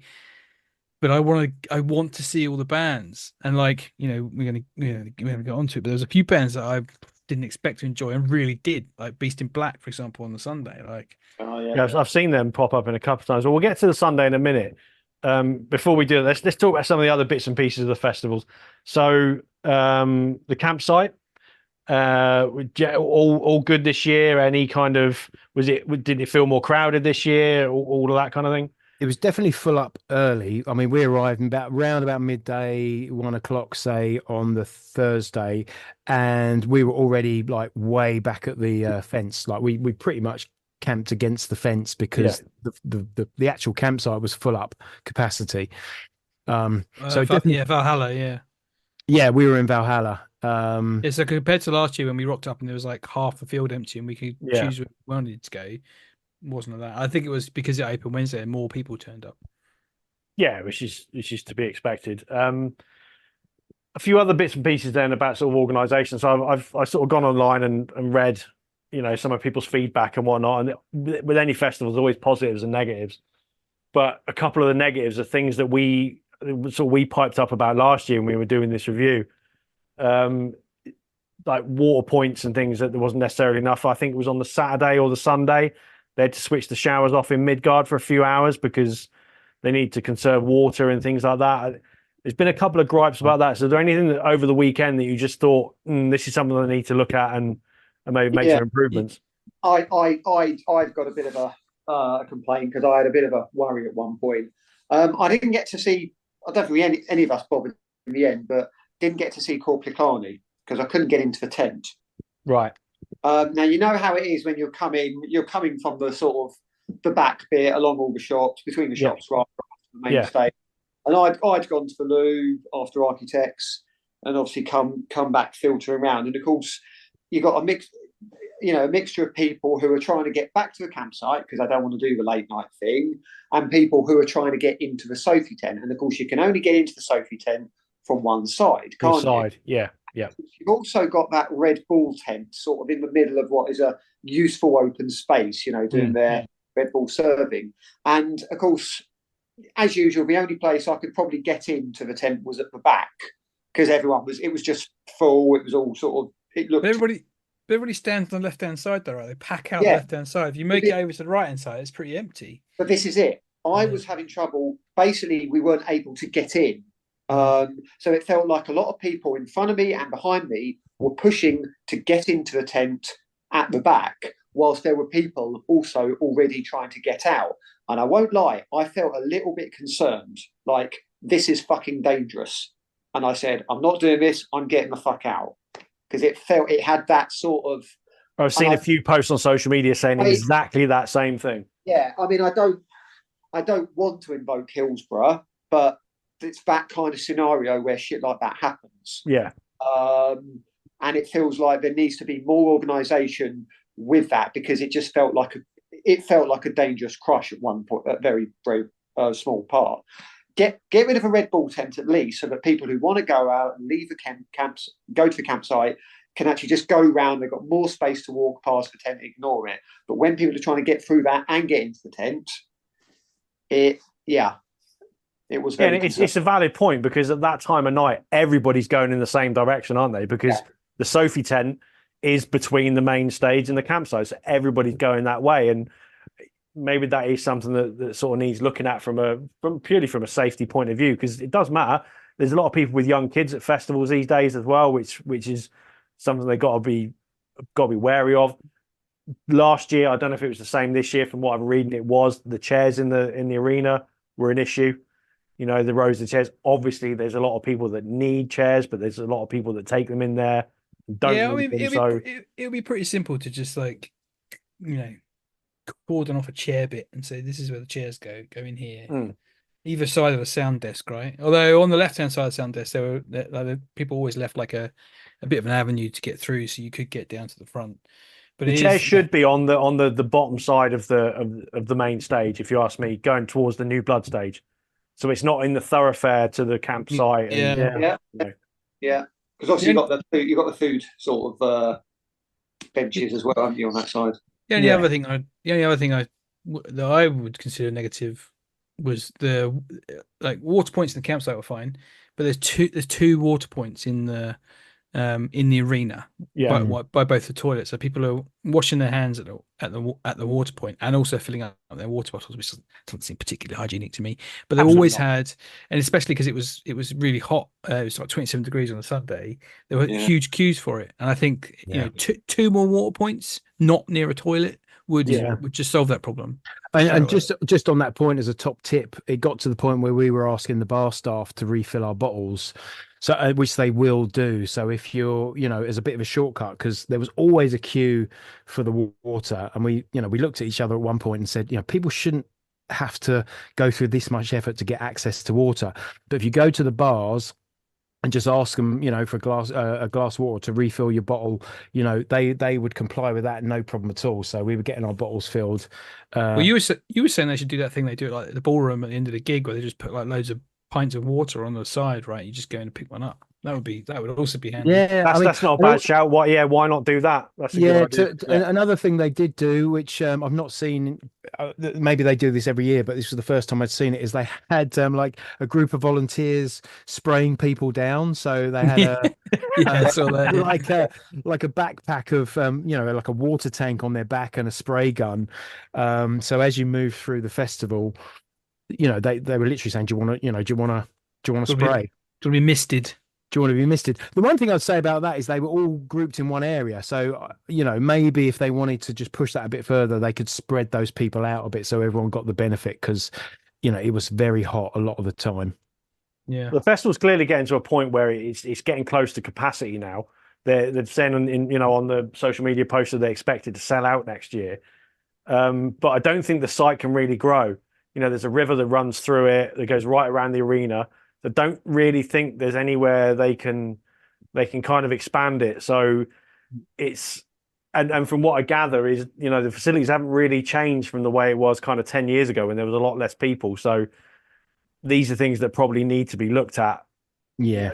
From an accessibility point of view and children and all that kind of thing, it does need it's a point worth raising, and it isn't a negative, is it? It's all about people's safety. At the end of the day, you've got 20,000 people all in the same space. Yeah, everyone needs to feel safe, and Yeah, and just while we're on the subject of people's safety, can I let me just raise a couple of things. While we're talking about the negatives as well, because there were a couple of significant things that are worth mentioning. First is there were thefts. So I think it was like I think it was the Friday. Now to their credit, the stewards were walking around and just letting everybody know in the campsite. So like we just want to let you know that there've been reported thefts. They'd caught someone, so they had someone that was 16 mobile phones in their possession. That at that point, when we heard about it, that person was apparently down in the station helping the police with their inquiries, should we say? But it's something to bear in mind, because Bloodstock is it's a happy place, it's a happy festival, but don't take it for granted that there's not going to be some people just wankers. Basically, there's not going to be wankers there. We actually we were using padlocks on our tents just as an extra precaution, just to keep our stuff safe. And the other thing I wanted to talk about, which just we'll get back onto the positives really soon, but on the way out, so we were packing up our tents on the last night, on the morning after the last night, and we're getting ready to leave. And we actually caught Dan from Radio City Social in the queue on the way out, and he looked pissed. I mean, he was not having a good time.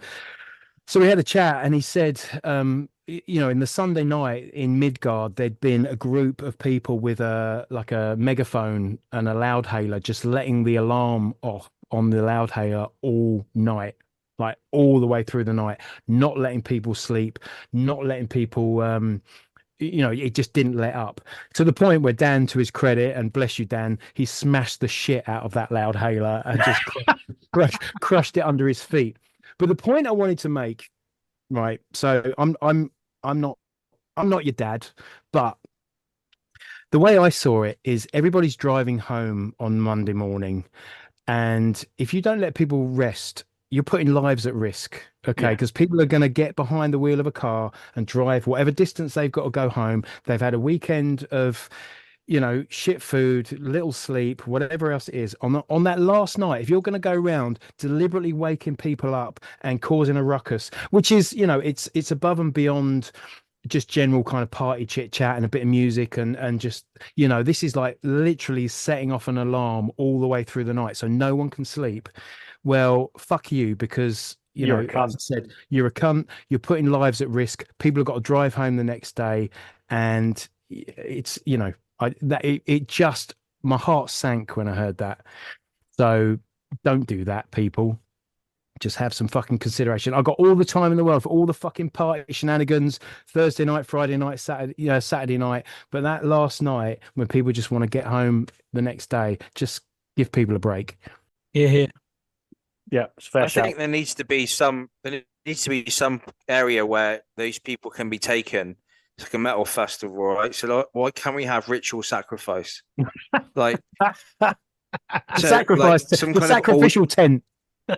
Yeah, some kind of like altar, and then in order to thank the gods for a successful festival, in order to get their providence for the next festival, some of these cunts are just rounded up and just their hearts are extracted while they're still alive, like the Aztecs used to do, and then some of the organizers for the next year, the blood from the people that have been sacrificed is just smeared on them, like the Sardaukar from Dune, the shock troops, it's in order to bestow the providence on them.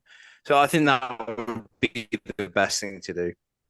Yeah, somebody, I know what you mean. I get what you mean. That's a shit cunt thing to do. It really is. So it's just obnoxious, isn't it? Yeah. Well, I'm not convinced the Bloodstock organisers would like get the organisation of that quite well, because they haven't done a good job in actually naming the campsites. It's like the quiet campsite is Ragnarok, which just doesn't make any sense whatsoever. For Christ's sake. It's also next to Midgard, which doesn't make any sense to me. Exactly. Well, we'll worry about the semantics, but I think they're all fair points to make, because I know Midgard is like the center of lunacy for the whole weekend, but you're right, there does come a point where it does have to, you have to rein it into it, and yeah, when it comes to people's safety and things, it's a fair point. So it's hard to police that, though. That's the thing, in a space that big, it's hard to sort of rein that in. So. Well, no, that's why maybe it'll be taken on board. I don't know, but yeah, we can do it. I think they're well within their rights to say Sunday night.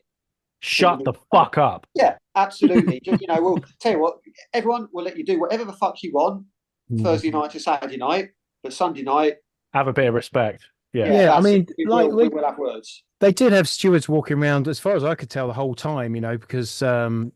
We'd be hiding our glass bottles.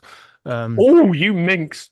I say hiding them. Actually, they would they kind of clocked that we had some whiskey bottles and some wine bottles, and it would be like, just be careful with that, guys. You know what I mean?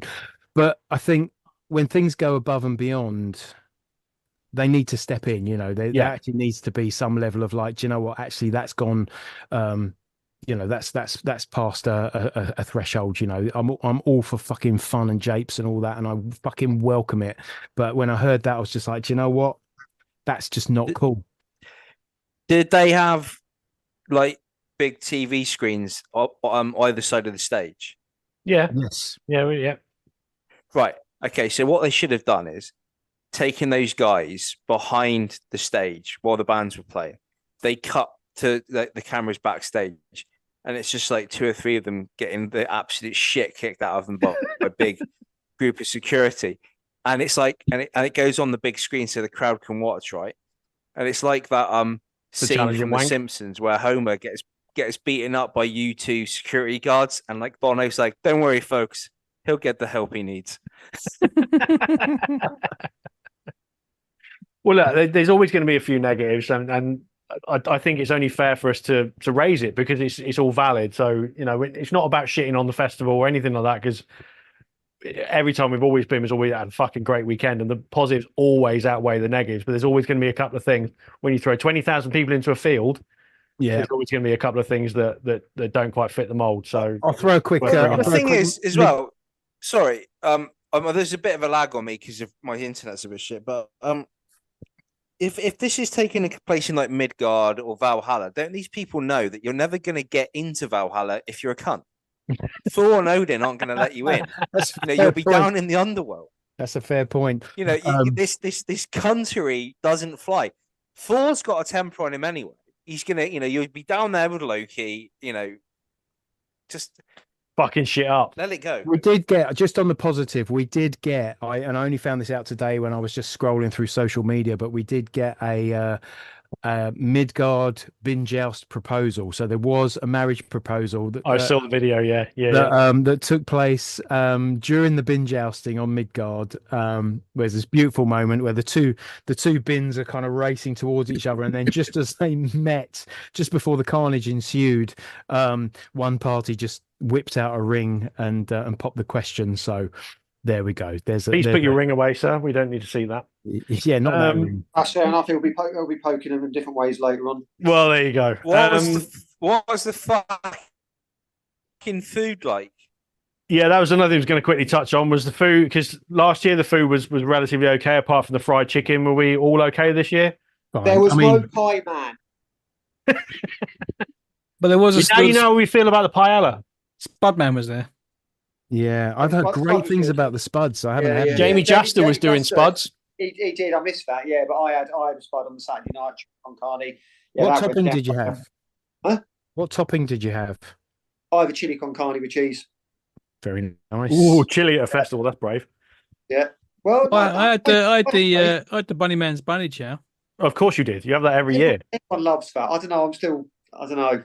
It's just like meat and bread, isn't it? Meat and bread. Yeah, but you don't care for Clutch, so fuck off with your fucking I mean, fucking food choices. I mean, Well, I'll be let's rock on with Sunday then, and we'll pick out the key bands. A band that I've seen pop up a few times, which surprised me, is Beast in Black. yeah, Fairly early Yeah, on the mate. main stage. So did you lot watch them as well? yes. Yeah. first half, 20 minutes. I stayed till the end. I didn't intend to watch them, and it was one of those classic. Oh, yeah, let's just see what this is all about. I'll give them a couple of songs, and just watching the enthusiasm for that band spread through the crowd was a wonderful thing. It's like you had the hardcore up the front, just and for anyone that hasn't heard them, it's this very kind of European sounding, upbeat. Lots of neon on stage. Eurovision metal. Yeah, it's kind of Eurovision metal. It's quite meaty though. That was the thing. Yeah, but there is a lot of bottom end there as well. About one chorus in, it's like, okay, I'm into this. This is great. It's completely OTT, but I'm there. And then I'm watching the crowd, and this little pockets of like metal fans just kind of start moving to the music, and there might be a little shoulder that starts to go, and then that turns into a hip, and then before you know it, it's full on dancing. And that's one thing I love about Bloodstock is you'll see someone, in a Slipknot fucking back patch, just absolutely giving it arms in the air, just disco dancing to some Euro pop, which is It's a beautiful thing. Beast in Black were great. Fair play. Grove Street, would have been one of the big draws for me in the Sophie stage. I'm going to assume they were good. Yeah, They were great. Yeah, they were really good. Lots of inflatables. Yeah, Oh yeah, there was the guy. There was a guy in the boat, wasn't there? Axeman mascot. He was on the boat. Yeah. So the guy came on start first of all with a executioner's hood and an axe, and he was like smacking that around. A bit later on, they had a fuck off like 2-man inflatable boat that was crowd surfing around with him sitting in it. It was amazing. Fucking brilliant. Great band. Absolutely fucking great band. But stuff like that always whips up a crowd anyway, doesn't it? You good old crossover thrash. You can't beat it. Yeah. Septic Flesh. Did anybody catch them? Because I would have liked to have seen them if I was there. I saw him. I was literally just queuing up for my third plate of rotisserie chicken. No plate of the hour, or so of the festival. I chalked up 3 plates of that delicious rotisserie chicken.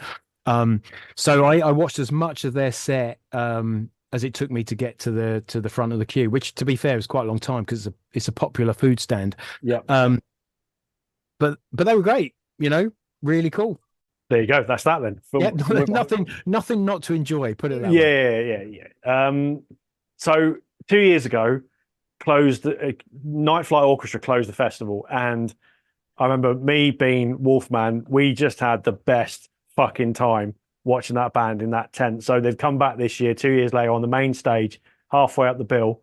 I'm going to assume in the sunshine, it was just glorious party, fucking. Yeah, absolutely love it, enjoy it. Gotta be. Yeah, it was a great time. They had a massive conga as well, which was just like almost the entire crowd was congering around, apart from people who were videoing it. And then they had there was a group of people who like dressed up as pilots, of course, and they were at the front of the crowd, and he kept kind of pointing at them guys, and then he cut off the last song. He was like, "Get those guys on stage." And so these like 5 or 6 people who just rocked up in pilot costumes for the Night Flight Orchestra were on stage, congering on stage, hugging everyone. It was a party. It was fucking great. It reminded me of who did the similar kind of set last year. What was the name of the band? The Love Cop album. Royal Republic. Royal Republic. Yeah, it's very very similar kind of, and it's good to have that kind of band slotted into the set. Again, it's like a palate cleanser. It's like you're not spending the whole weekend looking at people fucking shouting at you and smashing you with riffs. It's like and that was just Nicky. Yeah, it was a great set though. I really really enjoyed it. Like I only know a couple of songs. I haven't listened to them like prior to the festival, but everything was good about that. It was just such a lot of fun. Yeah, I'd say they matched their performance a couple of years prior, which was a fucking A1 100% awesome set. And I wondered if they were going to pull it off in the sunshine, and they absolutely did. Really, really good time. Just run, do not walk next time they play. Go and see them. Yeah. Voice of Reason. Did they tickle your fancy? At this point, no. Oh, for fuck's sake! No, I can appreciate what they did, but I think I need to know their songs. I think to probably enjoy them properly. So, well, you of all people should enjoy them. Because I don't know any of their. I've never listened to. I've dipped into their albums, but I'm not familiar with their albums at all. I saw them that time a couple of years ago, and then I've dipped in. But I'm not. I couldn't really sing along other than. Yeah, it's just maybe it's just not for me. I'm not talking to you anymore. I'm genuinely surprised, actually. I thought maybe. But then again, I left halfway through to go and see Dead Flesh. So so I've clocked on Dead Flesh in the last sort of 2 or 3 days, and I really fucking like what I hear. Like, really like what I hear. So, what were they like live? Decent, yeah, pretty decent. Put on a bloody great big racket. Good little crowd going for it. Yeah, ones to watch. Absolutely good. Yeah, I think so. I mean, there is a little bit of a deathcore type thing, but there's enough of a groove. There's a groove there. There's a groove, a bit of character there, and whatnot. So I'm open to it. The EP is quite savage, but definitely. I think definitely. Thick, crunchy riffs. Really like what I hear. So ones to watch. We'll come back to them. You check out Sadus and Zentrix for a bit of thrash loving in the Sophie tent. Did you catch them both? I saw them. Yeah. Solid.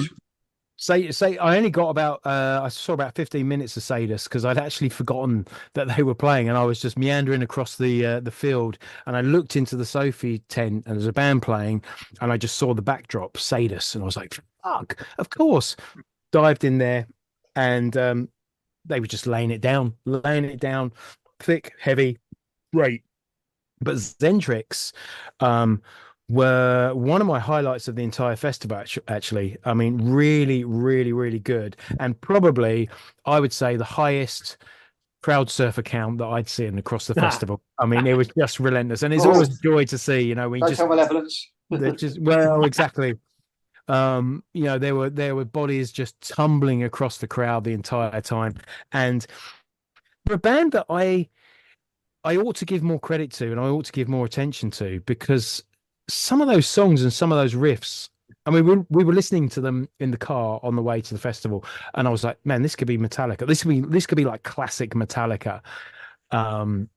And they deliver live as well. So Zentrix, shame on me for not giving them enough attention over the years. Well, the end of the month, they're headlining Coalition Fest, London Metal Coalition thing in New Cross Inn. So anybody who wants to go and check them out, basically go and check them out that, because that's a great weekend of bands. Carcass then. So for me, quickly on Carcass, we saw Carcass earlier this year, or was it last year? I can't fucking remember. Is it yeah, one of those years. Maybe last, I don't know. In the last 12 months. Something like that with Unto Others, and first time I've ever seen Carcass, and I was really looking forward to it, and I enjoyed them, but I was a little bit underwhelmed by them. I thought I was at times a bit bored. So they had a pretty major slot here, sub headliner at Bloodstock. How were they good? Did they sort of? I thought so. Yeah, I thought they filled the stage. They just bashed out the songs and nothing too old school. I think it was mostly hard work onwards, from what I could tell. There were a few deep cuts in there. They did go back, they did go back. Yeah, I mean, the singer was a bit of a grumpy fuck. He's a miserable bastard. Well, he did have to be fair, he did have a touch of the Glenn Bentons in that he actually, by his standards, he seemed a little bit jovial. So the point I was going to make is I thought they were fucking fantastic. I really did. And it was a step up from the gig we saw at the Electric Brixton, which it had this kind of strange atmosphere. It just felt a bit flat. Yeah, it did. And I don't know why. I couldn't really put my finger on why. Whereas at Bloodstock, I'd go so far as to say that's the best I've ever seen them live.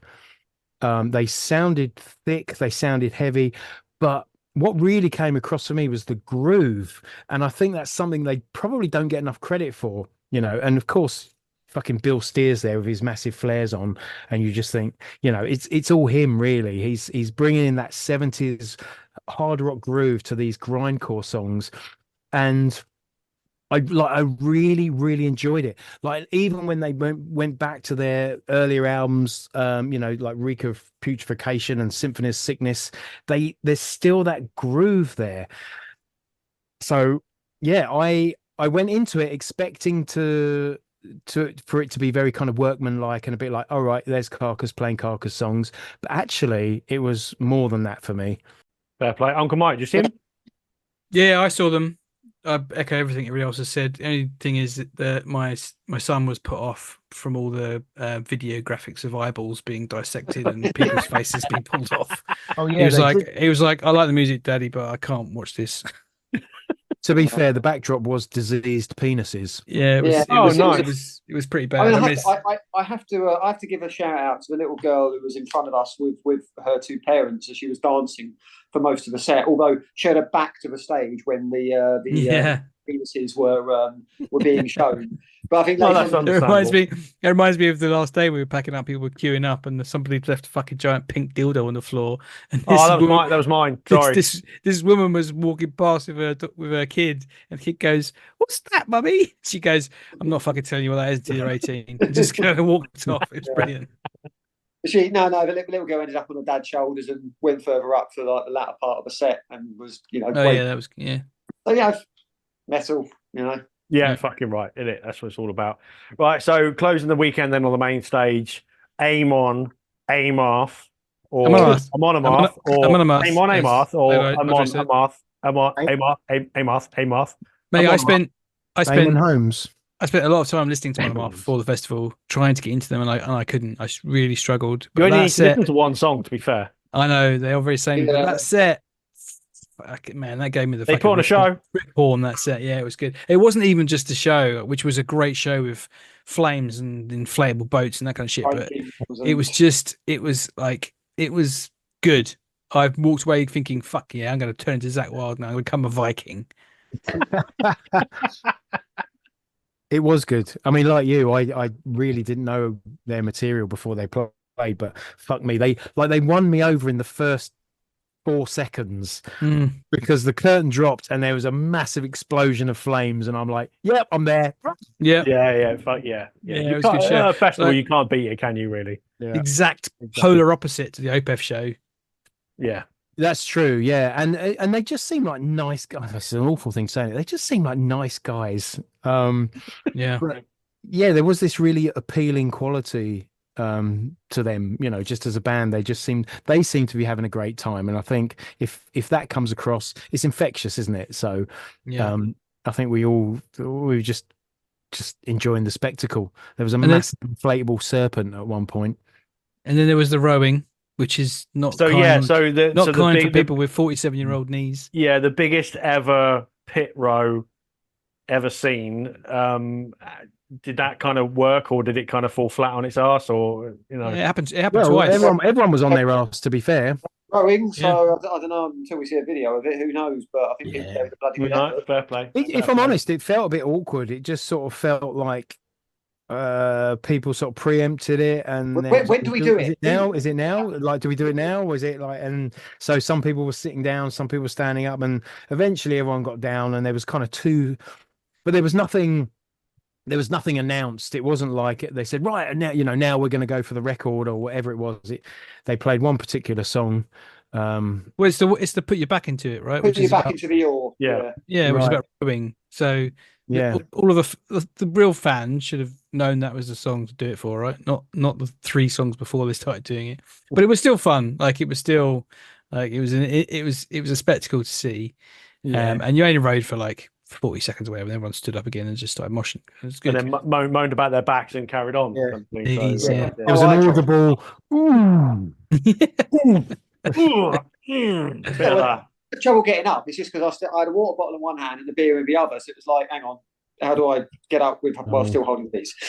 That's like Spider-Man when he's got a bus full of children in one hand, and like in the other hand he's got the Green Goblin or whatever. It's like how big are his an hands? important choice to make.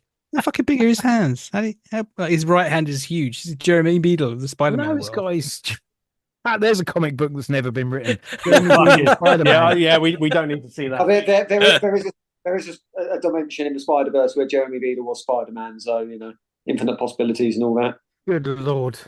Let's not get into the multiverse. On the other hand, it was a lot bigger than it seems. So anyone catch the Tyricon then? Just closing things off. Yeah, we caught 20 minutes of it. Me and Bean, they sounded pretty decent. It was good. Yeah, I don't know a lot of their stuff, but obviously Frankie Bello is playing bass for them at the moment, so I really just kind of wanted to go and see him just throw shapes on stage because he's such an energetic performer.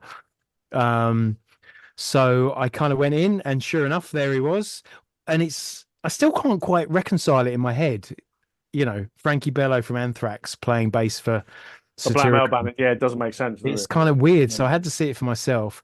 But all that aside, they delivered a heavy set, loads of atmosphere. It was just a barrage of black metal. But what's not to like about that? It was fair play. Fair play. Lots of flashing lights, but then, most of the crew were back at the tent, and there was some last minute drinking to do. So, we had to go and finish up. You got to fit it in, haven't you? Sunday was the most I've drunk on any one day for a very long time. Well, sometimes you've got to do these things. So a couple of other things then. The Serpent's Lair. So you had access to the Serpent's Lair. What you catch any of the late night entertainment? Any of the nights? We saw quite a lot of tribute bands, wasn't there? Yeah, me and Bean caught a Rage tribute band who were pretty decent from what we can tell. Yeah, it was good. And actually, shout out to Tom from Allfather, because we dragged him in to see him as well. He was there, and despite his grumpy demeanor about tribute bands, we got a smile out of him. So this is where tribute bands, it's time and place, isn't it? And at a festival late at night when you're on it and whatnot, that's where tribute bands work. It worked. It was great fun. We had a bit of a dance. We had a few late night drinks. It was lovely. Bit of that, bit of this, bit of that. Yeah. Right. All right. I'm going to put you all on the spot a little bit then for a few quick questions. Most surprising band of the weekend? Nervosa for me. I think Hatebreed, because I just wasn't expecting the set to be like that. Yeah, for me it'd be Carcass, just because I thought, I went in there expecting them to be quite sort of by numbers, and actually they delivered a pretty potent set.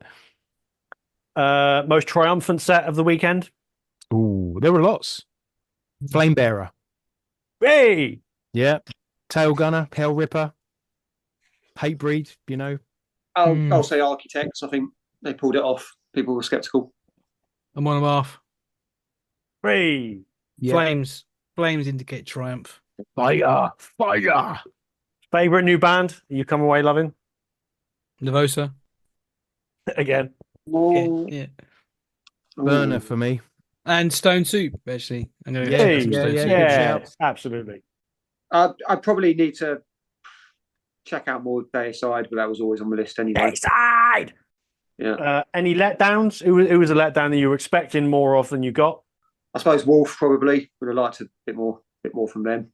Yeah, for me it was Eternal Champion. Like again, I'm loath to say it, but it just felt like a come down after Hatebreed. Fair, that's fair. And finally, then the biggest win, the ones that you reckon have gone home with the most new fans who've walked away thinking, "Yeah, that was worth our while. We've done something good here." Beast in Black. Yeah. And another shout out to Flamebearer for that. I think a lot of people would have gone home talking about their set. I've seen a lot on Green Lungs, Shadows, Christ, socials about new favourite band. So yeah, there's a lot of people at Bloodstock who probably, again, they don't check out bands in and out. They just go there every year because it's good fun. Yeah. I reckon a lot of people thought, Green Lung, this is old school and accessible. Yeah. I'd like to think Tail Gunner made an impression as well, because they really did pull out all the stops for their set. Yeah, that'd be a good thing to see that they, because they've got a UK tour going on soon, haven't they? And they're playing the biggest sort of indoor venues they've done, places like the Underworld and things like that. So be interested to see. I think after that they're going to go back and do another album and see if they kind of step up from there. So maybe next time, 2 years time, perhaps they're a main stage band at Bloodstock, low down on the bill, and they made that kind of next move, that next level up. So yeah, they're a big one. All right, so 2025 then. Let's look forward to next year's lineup. So they announced on the Friday night, didn't they, between Clutch and Opeth. There's been quite a lot of excitement, I think is fair to say.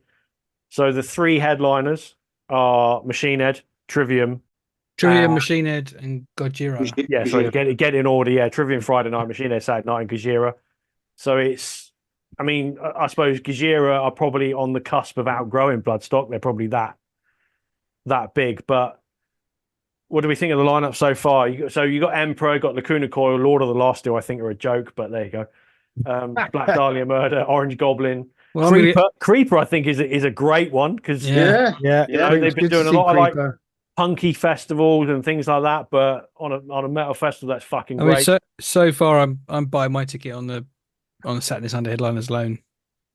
Like I think Machine Head are going to fucking look, Machine Head, for all the jokes aside, and we've taken the piss out of Machine Head a lot on this podcast and what, but live they will always deliver.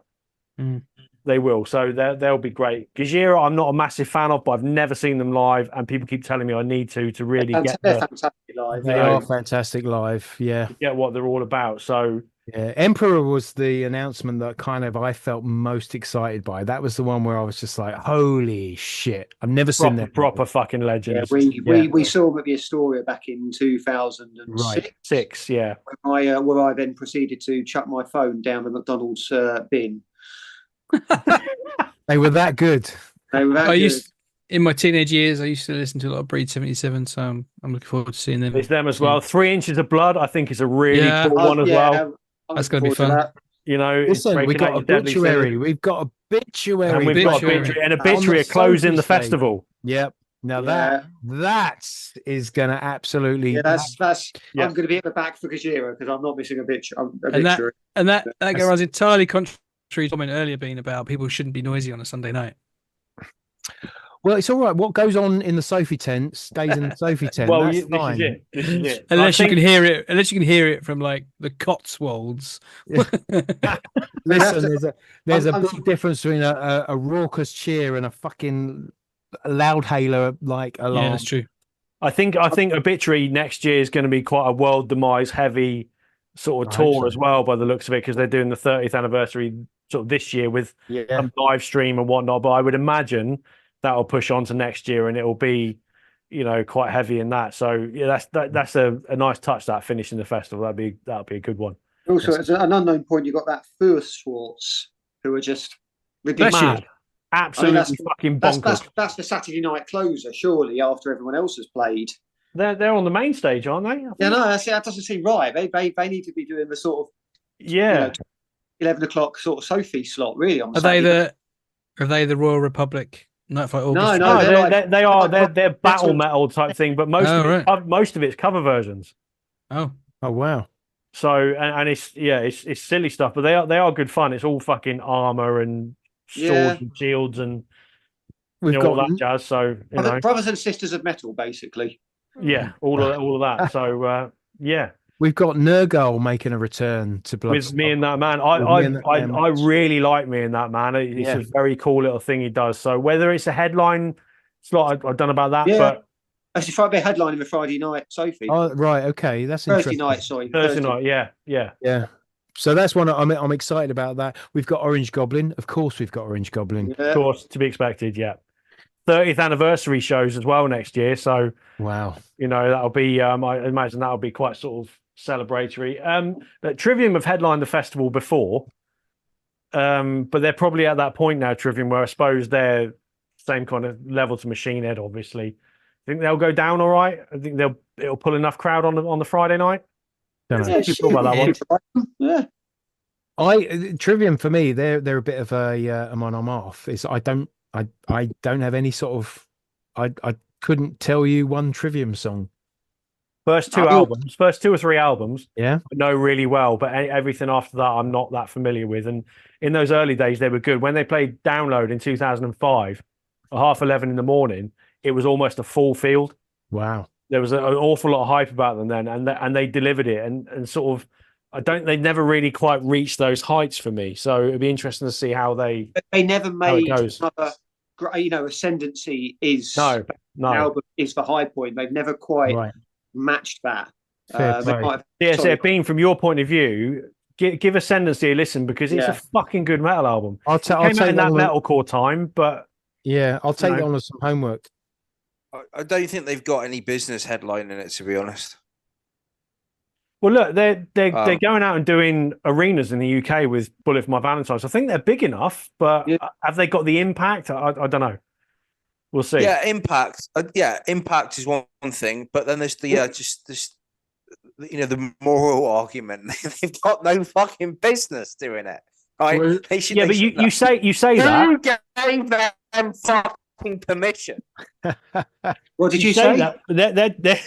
Their debut album came out 22 years ago. So, yeah. Look, I mean, the thing is, they're on the same level of Killswitch Engage, and we were a little bit suspect about them last year. Yeah, and they delivered. That was a triumphant set from Killswitch. That really was. I think they can do it. And as long as they bring pyro, mate, we're happy. Exactly. And Bloodstock's always been good for that, so I'm sure they will.